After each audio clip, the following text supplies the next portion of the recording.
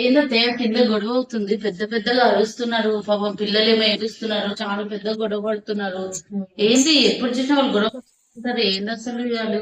నిజమేనమ్మా, ఎప్పుడు గొడవ పడుతూనే ఉంటారు వాళ్ళు.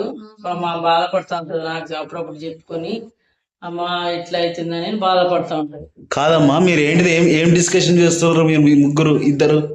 ఏం లేదు, కింద గొడవ అవుతుంది, వాళ్ళ గురించే మాట్లాడుతున్నాము. ఓకే, మీరు ఇద్దరు మాట్లాడే దాన్ని బట్టి నాకు ఒక వాక్యం గుర్తొస్తుంది.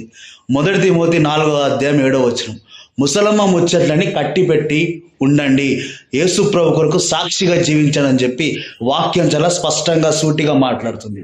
కాబట్టి మీరేం చేస్తారంటే అనవసరమైన టాపిక్స్ గురించి డిస్కషన్ చేసే దానికంటే దేవుని యొక్క గ్రంథాన్ని పట్టుకొని దేవుని యొక్క వాక్యాన్ని ధ్యానిస్తే దేవుడు మీ జీవితంలో అద్భుతమైన కార్యాలు జరిగించడానికి సిద్ధంగా ఉన్నాడు.